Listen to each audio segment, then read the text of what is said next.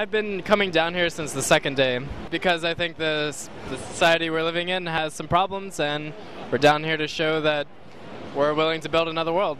What are the problems? Maybe you can list them. Well, for the vague, message here, the broad message that everyone down here agrees with is that the wealth disparity right now is unacceptable, and we're here to challenge that through the means that we see necessary, and that's why, you have people with different ideas around here, but we all agree on that this wealth disparity must be changed. Personally, I think it's the capitalist system that we live in. I mean, this system is based on inequality. It requires inequality to persist, and if we don't challenge that, and then it'll keep going. And, the economic crisis we're in is not some, external thing. It's something that's part of the system.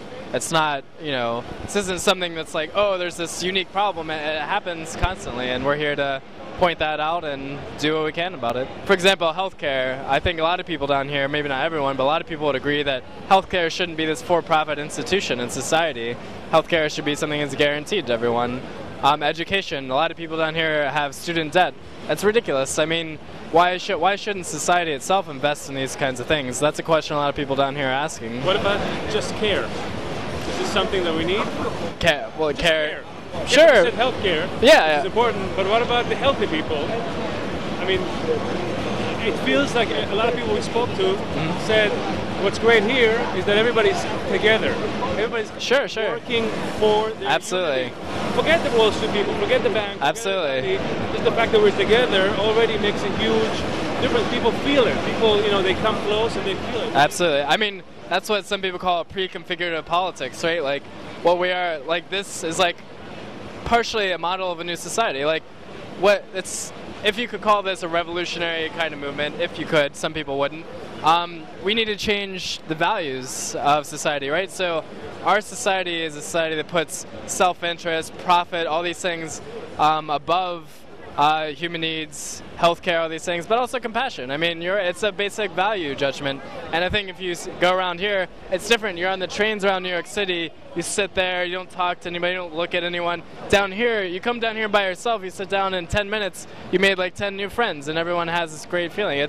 So that itself shows that another world is possible. I mean, it's here, right? Like, it's not some abstract idea. You come down here, and you see that happening. So I agree that it's part of a value judgment as well as an economic, material judgment. So it's kind of this dual thing, I think, that's important. Naomi Klein was down here the other day, and she made a really good point. She said, in the American media, a lot of people are saying, oh, what are the demands, what are these things? But the rest of the world, they're saying, what took you so long? I mean, I don't think that humanity is missing this message. I think you're seeing this spread across the country. It's, you look at Europe, you look at, Israel right now, you look at the Arab Spring, all these places, you see people rising up against these kinds of institutions. And I think it's not the case that people aren't, even in America, of all places, this is the heart of the system. This is the heart of global financial capitalism. And here you're seeing this kind of thing. So if it can happen here, it can happen anywhere. And it is happening everywhere. And it's, I don't know, I guess our broad message is another world is possible. Our party's message is socialism is possible. And I think that the message is really catchy. Ideally, that's what a socialist society would look like, where everybody's needs are taken care of. I mean, the Marxist motto is, from each according to his ability to each according to his needs. So people would, do what they're good at, and, people would get from society what they need. That is what I would consider an ideal world, where everybody looks at each other like they're human beings and not, you're a worker that just, exists only to make me profit, or, you're my boss, or this and that. All these exploitative relationships will be broken down, and that is the end goal, at least for me.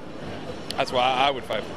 I mean, what I really want is a new society. Its definition is a system that puts human needs before profit, kind of like what I was talking about earlier. And I think that, like I was saying earlier, revolution in values is equally important to all those other things. And that's a concrete thing that can happen. I'm out here trying to make it happen, and so are all these other people. So that's what I really want. And in a sentence, what I would like to see? From the heart.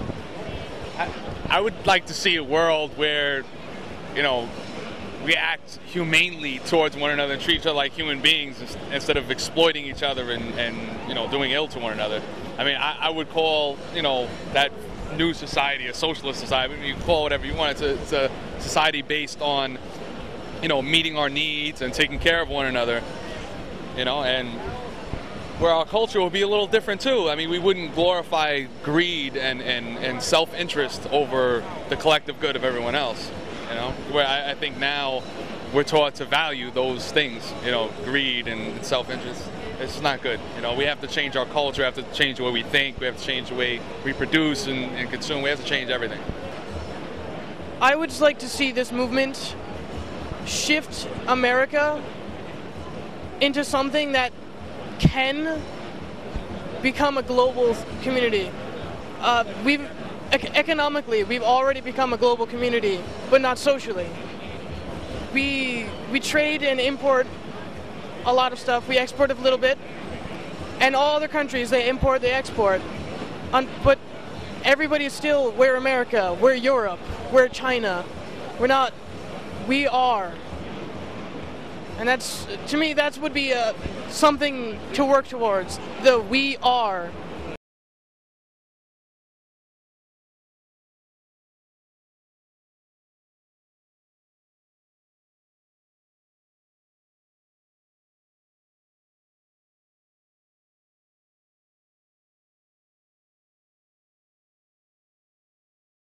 That it's, if we can do it, it's the best thing we can do.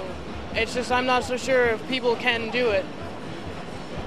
I don't know if people can do it, personally. I think it's a great idea, and I would love to see it come too. But it's just, will it happen, is what I'm really asking myself.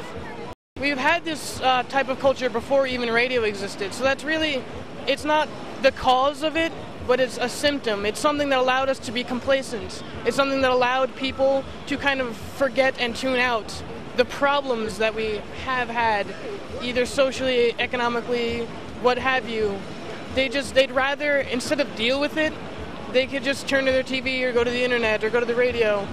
But even before all of that, in the early 1900s, when there wasn't radio, people, you'd see that there were more social parties. People were being more active. You know, everything was. You couldn't really do anything without everybody knowing what it was about, because it was there. But we still had, our economy never changed. It's just the way people use the system changed, because the people that they, you know, all the CEOs or the companies, they can do things that 50, 60 years ago, or 80 years ago, they couldn't do, because we don't look at it anymore. The news gives us information, and it's all in another world.